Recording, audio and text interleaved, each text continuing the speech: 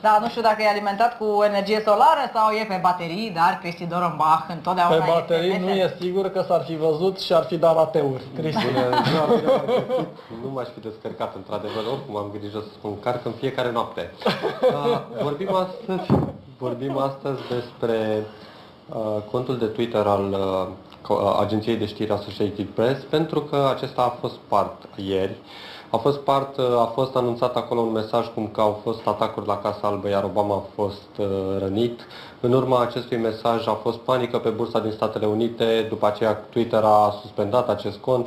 I-au dat drumul în urmă cu câteva ore spre bucuria celor care vor să aibă parte de știri. Glume proaste. Ce au avut cu acest cont? Ei bine, se pare că împotriva agenției de știri a avut loc ieri un atac de tip phishing, și anume editorii de acolo, oamenii care lucrează, au primit mail-uri în care erau informați că trebuie să dea click pe un anume link ca să își securizeze contul sau o parolă și așa mai departe, iar cineva a dat click exact de pe un calculator care era conectat la acest cont de Twitter.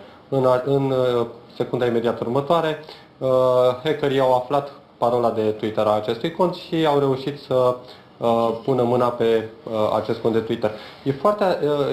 E un exemplu foarte bun în ceea ce înseamnă să ne securizăm noi conturile și să știm pe ce anume trebuie să dăm click atunci când... E un exemplu foarte bun că poți să faci rău foarte ușor și fără niciun...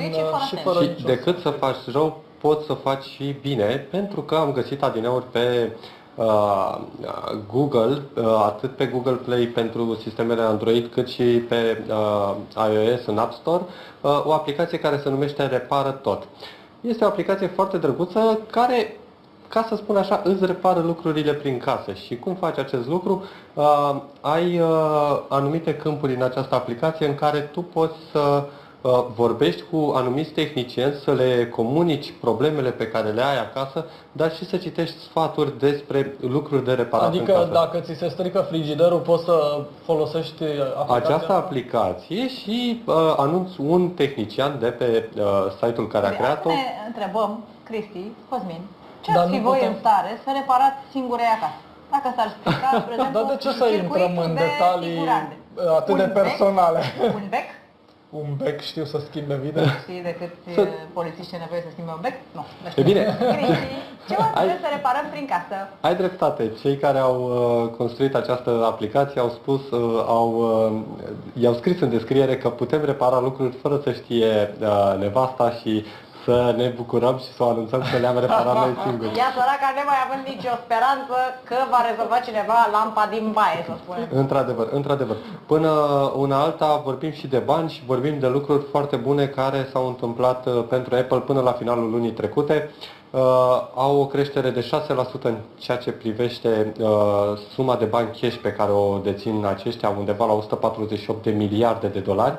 Au avut creștere în venituri în primul trimestru al acestui an, dar deși se observă o scădere a vânzărilor. Se observă o scădere a vânzărilor pentru că aproape toată lumea are iPhone-uri și de ce nu suntem sunt oamenii fericiți și oameni cu care ele. folosesc un alt tip de telefon, Samsung sau o altă variantă. Iar profitul a fost undeva aproape de 50 de miliarde de dolari, un lucru destul de bucurător pentru compania să fii în pielea lui Apple din California. Să ai atâția bani. E destul de bine, important e că sunt acolo. Oricum, CEO-ul Tim Cook a spus că pregătesc multe și noi alte echipamente hardware. La un moment dat ceva despre schimbarea lui Tim Cook de la conducere? Nu s-a luat în discuție acest lucru și nici nu mai sunt zvonuri de actualitate în privința acestei schimbări. Probabil a fost o reacție de moment. E bine, știu că mă tot întreb tu când apare ceasul Apple. Acest lucru este programat pentru perioada a treia acestui an, undeva în toamnă, când vor apărea multe schimbări. Minunat cadou. Nu-l mai vedem? Nu l-am pentru că nu există detalii tehnice și nici măcar imagini despre acest ceas în momentul de față. Până acum sunt presupuneri și simple povești. Da, cu această dezamăgire în privirea lui Cosmin Stan, o să vină și ceasul. O să vedem până în toamnă cum vor apărea. Oricum așteptăm noile telefoane de la Apple și ce alte soluții ne mai aduc aceștia. Toate la vremea lor. Mulțumim foarte mult, Cristi Doronbachi. Doamnelor